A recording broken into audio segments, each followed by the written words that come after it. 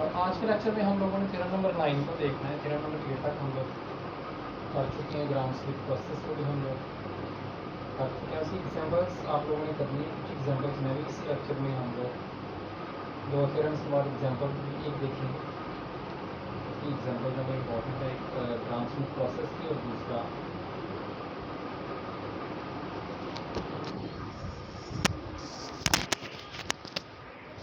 ठीक है। तो ग्राम स्मिथ प्रोसेस की कुछ एग्जांपल्स को देखेंगे इस थ्योरम नंबर 9 के बाद, और ऑर्थोगोनल कंप्लीमेंट की एग्जांपल भी आ सकती हैं, तो उसको भी हम लोग जो है कोशिश करेंगे ऑर्थोगोनल कंप्लीमेंट के बारे में भी थोड़ी सी बात करें, उसकी एग्जांपल्स को भी देखें।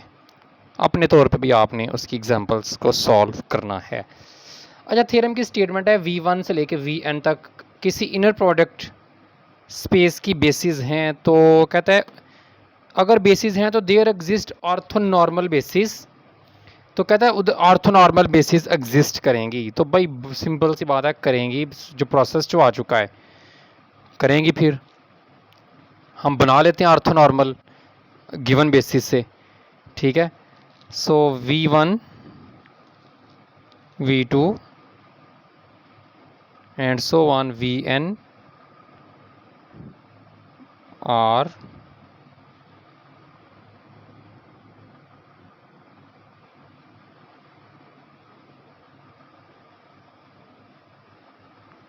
Orthonormal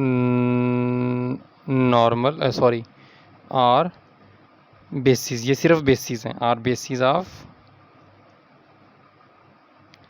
inner product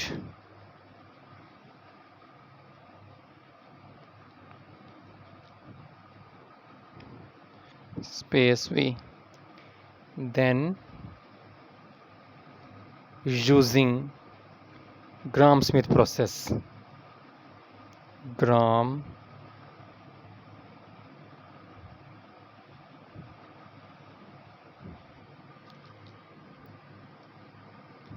process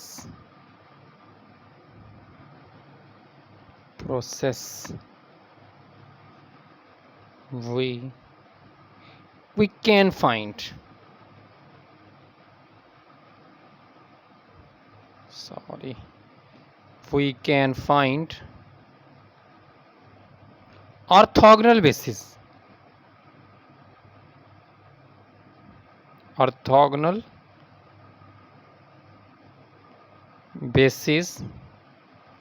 W1 W2 and so on Wn। ठीक है। तो ग्राम स्मिथ प्रोसेस अप्लाई करके जो बेसिस दी हैं उन्हीं बेसिस को ऑर्थोगोनल बनाएंगे। तो वो ऑर्थोगोनल बेसिस भी उसी वेक्टर इनर प्रोडक्ट स्पेस के लिए मिल गई। हेंस आफ्टर नॉर्मलाइजिंग उनको नॉर्मलाइज कर लेंगे, यानी कि W1 को उसके मैग्नीट्यूड पे डिवाइड कर लेंगे, W2 को उसके हर किसी को उसके मैग्नीट्यूड पे या नॉर्म पे डिवाइड करें तो वो नॉर्मलाइज, सो नॉर्मल बेसिस भी बन जाएंगे। So after normalizing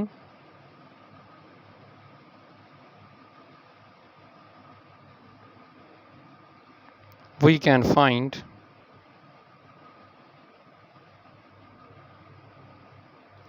orthonormal basis.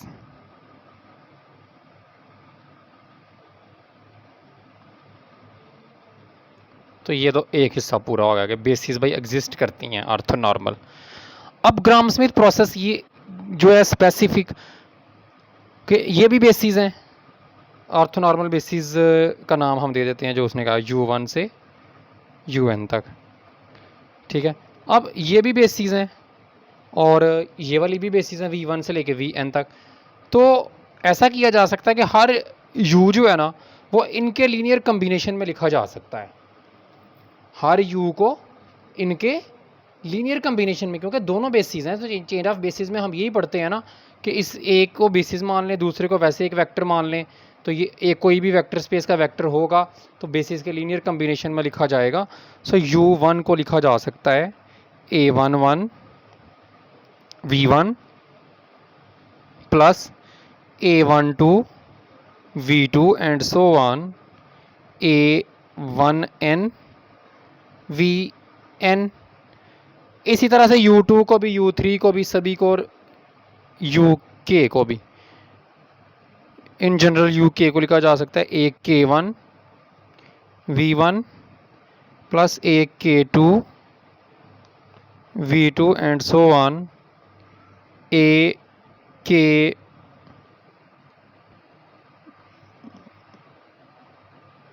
N V N, या इधर हम के की बजाय फ़िलहाल कर लेते हैं ए पी कर लेते हैं, A P sorry U P, कोई सा भी, A P one A P two and so on A P N, इस तरह से। तो मैं इसको एक क्लोज करके अगर लिखूं तो यू के लिख लेता हूँ। इन जनरल अगर मैं कह दूँ, in general U K equal to A K one V one A K two V two and so on A K V के और के इक्वल टू 1 to n, इस तरह से। अगर आप के की जगह पे 1 करेंगे तो ये पहला बन जाएगा, अगर के की जगह पे p करेंगे तो ये वाला बन जाएगा। सो के 1 to n, इस तरह u1 से लेकर un तक जितने भी वेक्टर है ना वो सारे के सारे लिखे जा सकते हैं, ठीक है। तो इसी तरह से ये बाकी भी इस तरह। तो ये मेरे पास ये मुझे गारंटी मिल गई। अब चूँकि नॉर्मलाइज की हम लोग बात करते हैं कि मेरे पास जो ये यू के हैं ये नॉर्मल बेसिस हैं, ठीक है। तो अब ग्राम स्मिथ प्रोसेस ये कहता है कि आपका जो W1 है वो V1 के इक्वल होता है, ठीक है। सो ग्राम स्मिथ प्रोसेस को अगर थोड़ा ऑब्जर्व किया जाए तो W1 उसमें किसके इक्वल होता है, पहले वेक्टर को। इसको लिख सकते हैं 0v2 and so on 0vn। तो जो ऑर्थोगोनल बेसिस होती है ना उसका पहला कंपोनेंट 1 होता है और बाकी सारे जिसके यानी कि जो कोऑर्डिनेट वेक्टर बनता है। इसी तरह जो W2 है, W2 किसके इक्वल होता है, V2 माइनस ए V2 minus V2 comma W1 over W, इस तरह से करके इक्वल होता है W1 V इस तरह से इक्वल होता है। तो पहला आपके पास यानी कि जब आप उसको नॉर्मलाइज कर रहे हैं तो आपके पास जो आएगा V1 0v1 इसको आप लिख सकते हैं ना, तो 0v1 और 1v2, ठीक है। और उसके बाद इसी तरह से आपके पास जो बाकी जितने भी स्केलर्स आएंगे, इधर भी V2 आना है। सो V2 नॉर्मलाइज किया तो स्केलर तो 1 हो जाएगा, तो V3 बाकी इस तरह से जो आपके पास जो मैट्रिक्स बनता है वो ऑर्थोगोनल बनता है, ठीक है, सॉरी ट्रायंगुलर बनता है, ठीक है। ऊपर नीचे सारे ज़ीरो आते हैं। तो ग्राम स्मिथ प्रोसेस इस बात की गारंटी देता है कि हर वेक्टर जो चेन ऑफ बेसिस मैट्रिक्स है वो आपके पास जो है ट्रायंगुलर बनेगा। इसमें हम रिमार्क्स को यूज़ करेंगे। आपने रिमार्क्स नंबर उसने लिखा हुआ है, आपने 7.7 सेक्शन जो है उसके तीनों रिमार्क्स आपने सही तरह से पढ़ने हैं। तो आपको ये ग्राम स्मिथ प्रोसेस को देखते ही आपने सारा जो है ना इस बात का। तो अब ग्राम स्मिथ प्रोसेस के कुछ क्वेश्चंस को हम लोग देखते हैं, तो एग्ज़ाम में वेरी इंपॉर्टेंट हो सकते हैं,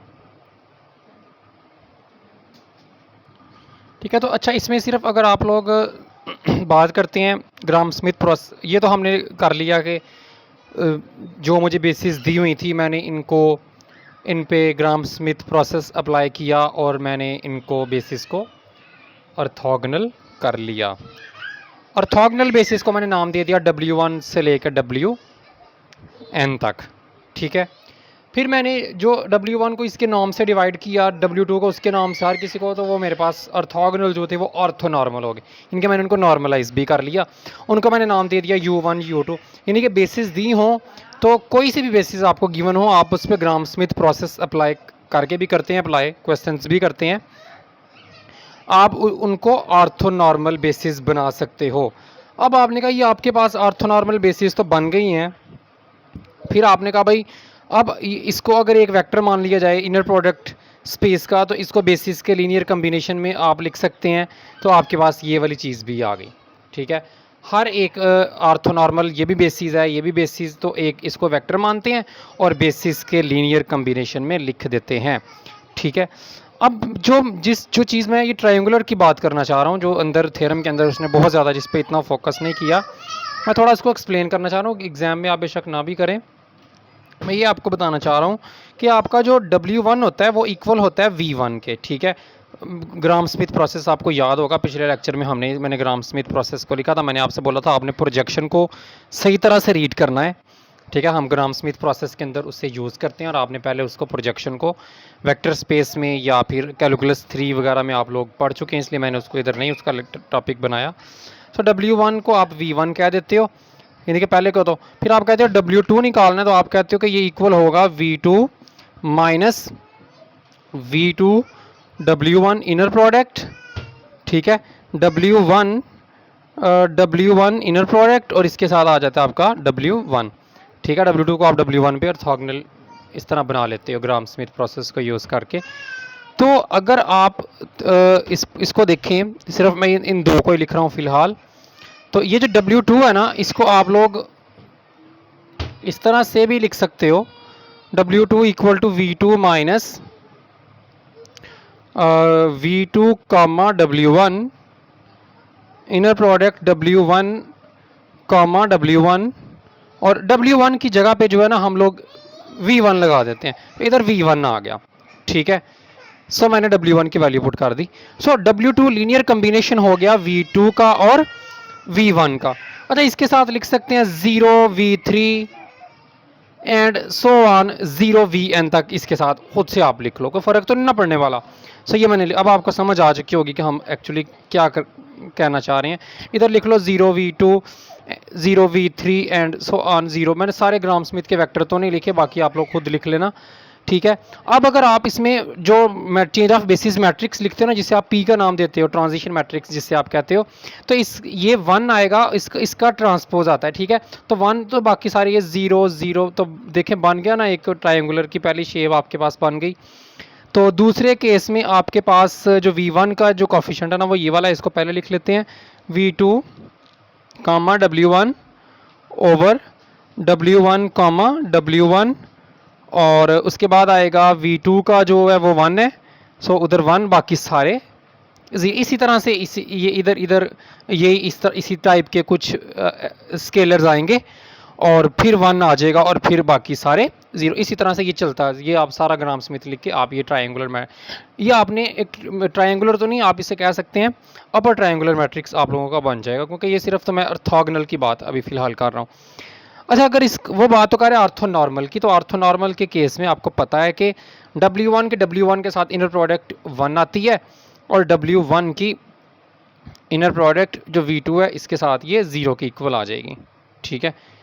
तो ये इस तरह से 0 1 0, इस तरह से 0 0 1 0, तो एक आपके पास जो है ना ये बन जाएगा, एक आप कह सकते हैं कि एक ट्रायंगुलर मैट्रिक्स आपके पास बनता है। चेंज ऑफ बेसिस मैट्रिक्स जो है वो एक ट्रायंगुलर मैट्रिक्स बनता है चेंज ऑफ बेसिस में लिखने के बाद। तो ये थ्योरम था आपका, तो ये थ्योरम आपका कंप्लीट हुआ, ठीक है। थ्योरम देखने में एक्चुअली सिंपल लगता है, इसलिए थोड़ा कंफ्यूजिंग भी लगता है कि इसमें हमने किया तो कुछ भी नहीं है और प्रूफ हमारा हो गया। तो बेसिकली इसमें करने वाला कोई इतना है भी नहीं है, दोनों थ्योरम्स नामा दसवां ऐसे ही हैं कि आपको बेसिस जब भी दी होती हैं कोई सी भी, तो आप उन बेसिस से इनर ऑर्थोनॉर्मल बेसिस फौरी तौर पे बना लेते हो।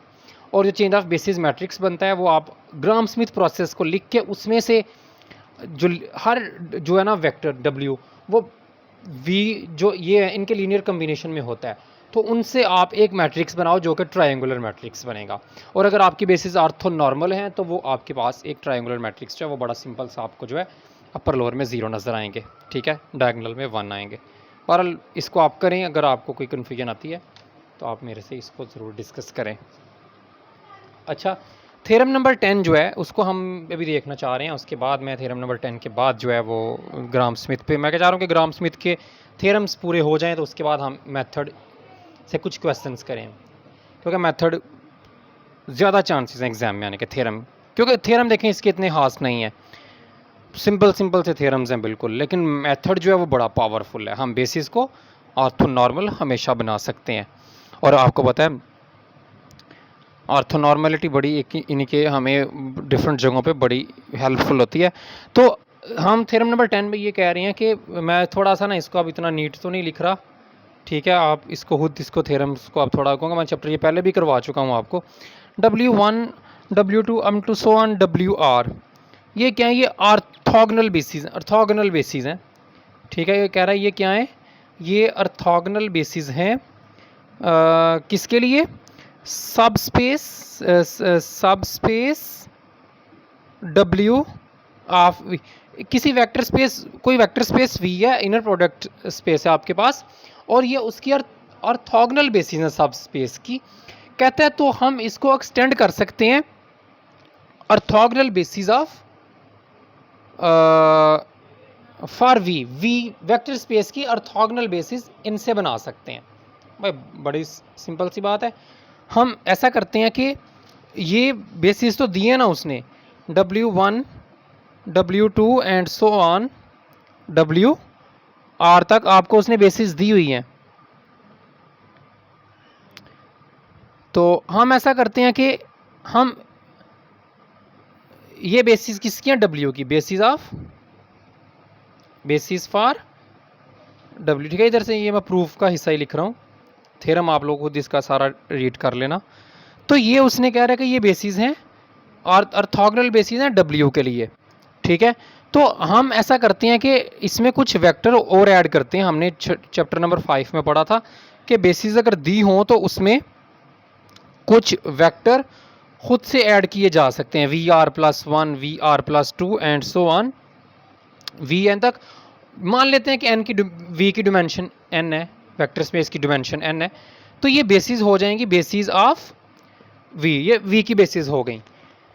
तो हम अगर बेसिस आपको दी हो तो बेसिस हमने चैप्टर 5 में पढ़ा है कि बेसिस अगर सब स्पेस की दी हो तो जाहिर बात है ये लीनियरली इंडिपेंडेंट होंगी। अगर ये बेसिस हैं तो उसमें कुछ वेक्टर मज़ीद ऐड करते हुए हम वेक्टर स्पेस की बेसिस तक उसको ले जाते हैं, ठीक है। तो ये हम इसको वेक्टर स्पेस की बेसिस तक ले गए। जैसे कि ये 1 1 2 जो है और 1 7 5, ये R क्यूब की बेसिस नहीं है, लेकिन R क्यूब की किसी सब स्पेस को ये स्पैन कर सकते हैं, लीनियरली इंडिपेंडेंट, ठीक है। तो हम इसमें खुद से एक वेक्टर ऐड कर लेते हैं और इसको R क्यूब की बेसिस बना लेते हैं। यही हमने किया इधर, ये खुद से वेक्टर ऐड कर लिया। अच्छा, अब मसला ये कि ये तो पहले से ऑर्थोगोनल थे, तो हम ये नए ऐड किए हैं ना, इनको ऑर्थोगोनल कर लेंगे ग्राम स्मिथ प्रोसेस से। तो जब इनको ऑर्थोगोनल कर लेंगे तो जो नई बेसिस बन जाएंगी, ये तो पहले ही ऑर्थोगोनल है ना पीछे वाली, ठीक है। जो आगे नई पड़ी हैं इनको VR1 को ऑर्थोगोनल करेंगे, WR1 बन जाएगा। ग्राम स्मिथ प्रोसेस पूरा अप्लाई करना पड़ेगा, इतना छोटा काम नहीं, लेकिन हमने थ्योरम में तो नहीं अप्लाई करके दिखाना, हम सिर्फ कह रहे हैं अप्लाई कर लेंगे। तो ये अप्लाई करने के बाद ये भी ऑर्थोगोनल, ये पहले से ऑर्थोगोनल थी, जो नई खुद से ऐड करके बेसिस V की बनाई, उनको ऑर्थोगोनल करके हमने सारी बेसिस तो V की ऑर्थोगोनल बेसिस आपके पास बन गई। भाई क्या था थ्योरम में प्रूव करने के लिए, कुछ भी नहीं था, थ्योरम प्रूव हो गया। सिंपल सा आइडिया है कि बेसिस आपको सब स्पेस की दी हो, उसमें थोड़े से वेक्टर और ऐड करो और बेसिस बना लो V की। जितनी वेक्टर स्पेस की डिमेंशन है उतने वेक्टर और ऐड, अगर वेक्टर 5 कम है 5 और ऐड कर लो, 7 कम है 7 और ऐड, तो हमने वेक्टर ऐड करके B की बेसिस बना ली। भाई ऑर्थोगोनल नहीं है ना, ऐड तो कर लिए हैं, ये तो चैप्टर 6 में थ्योरम प्रूफ किया था ऐड कर सकते हैं। भाई ऑर्थोगोनल नहीं है तो इन पे ग्राम स्मिथ अप्लाई करो और इनको ऑर्थोगोनल कर लो, तो ऑर्थोगोनल बेसिस बन गई V की। थ्योरम नंबर 7.4 मैंने आपको करने के लिए दिया था, ये आप लोगों को मैं फिर करने के लिए दे रहा हूँ, ठीक है। हमने कहा था कि V इक्वल होता है W प्लस W कंप्लीमेंट के। भाई कैसे होगा, अब मैं आपको आइडिया भी साथ देता हूँ। पहले तो सिर्फ मैंने हाल ही करने के लिए दिया था ना, अब साथ आपको आइडिया भी मिलेगा। भाई आइडिया सिंपल सा है। अब हमारे पास, हम कहते हैं कि मेरे पास W की जो है ऑर्थोगोनल बेसिस हैं, U1 U2 up to so on UR। कैसे हैं, W सब स्पेस है ना हमारे पास, तो इसकी बेसिस तो होगी ना कुछ। भाई जो इसकी बेसिस होगी उसको ग्राम स्मिथ से ऑर्थोगोनल कर लेना आप, तो W की ऑर्थोगोनल बेसिस आपके पास आ सकती हैं। बेसिस तो होनी है, सब स्पेस है, हर वेक्टर स्पेस की बेसिस होती हैं जिसकी डिमेंशन फाइनाइट है, तो ऑर्थोगोनल करना तो फिर कोई प्रॉब्लम नहीं है। ग्राम स्मिथ अप्लाई करके हम कर सकते हैं। हमने थ्योरम नंबर 7.9 में ये प्रूफ किया है कि बेसिस दी है उनको ऑर्थोगोनल करके ऑर्थोगोनल बेसिस बना लो। अच्छा, मैंने ऑर्थोगोनल बेसिस बना ली, जब ये ऑर्थोगोनल बेसिस W की बन गई, मैंने मान लिया कि भाई U1 U2 and so on UR तक मैंने ऑर्थोगोनल बेसिस बना ली, तो एक्सटेंड करो इनको बेसिस को और V की बेसिस तक आर प्लस या V R plus 1 V R plus 2 करके वी एन तक बेसिस बना लो डब्ल्यू की, ठीक है। जब डब्ल्यू की बेसिस भी आपने बना ली तो अब इनको ऑर्थोगोनल कर लो, इन सभी को क्या करो, ऑर्थोगोनल कर लो ग्राम स्मिथ प्रोसेस अप्लाई करके अगेन। तो आपके पास ऑर्थोगोनल बेसिस बन जाएंगी u1 से un तक, ऑर्थोगोनल बेसिस बन जाएंगी v की।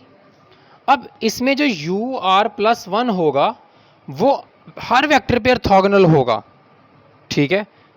u r प्लस 1 चूंकि ऑर्थोगोनल v का वेक्टर है ना, ये v की बेसिस का हिस्सा है और ऑर्थोगोनल भी है, तो v का एक वेक्टर हम जब लेते हैं तो उसकी हर किसी के साथ इनर प्रोडक्ट जब ज़ीरो आती है तो हम कहते हैं कि भाई ये w कंप्लीमेंट से बिलोंग करता है। तो ये u r प्लस 1 से लेके ये सारे w कंप्लीमेंट में चले जाएंगे। तो भाई क्या हुआ, आधे वेक्टर v के w में चले गए बेसिस के, आधे w कंप्लीमेंट में चले गए, तो v इन दोनों के सम से बन रहा है। अब आप ये करोगे कि इसमें एक एलिमेंट लोगे और प्रूफ करोगे कि उस एलिमेंट वो जो एलिमेंट है वो सिवाय ज़ीरो के कुछ नहीं है, यानी कि w इंटरसेक्शन w कंप्लीमेंट में ज़ीरो के सिवा कुछ नहीं आता। यानी कि आप इसको w इंटरसेक्शन w कंप्लीमेंट से एलिमेंट लोगे और आप प्रूफ करोगे ये बेसिकली एलिमेंट ज़ीरो के इक्वल ही है, ज़ीरो के सिवा इंटरसेक्शन में कुछ नहीं आता, तो डायरेक्ट प्रोडक्ट डायरेक्ट सम भी प्रूव हो जाएगा।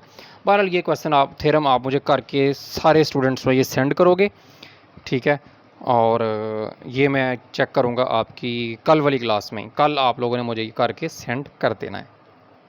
इसको बैठ के ज़ोर लगाएं, समझें इसको, बेहतर है कि आप मुझे वीडियो बना के सेंड करें, ठीक है। तो समझें आपकी एक वीडियो प्रेजेंटेशन भी ये होगी। ओके, इस लेक्चर में इतना ही है। तीनों थ्योरम हम लोगों ने किए हैं 9, 10 और 4। तो बड़े सिंपल से थ्योरम्स थे। ग्राम स्मिथ प्रोसेस को कल पे रखते हैं, तब तक के लिए अल्लाह हाफिज़।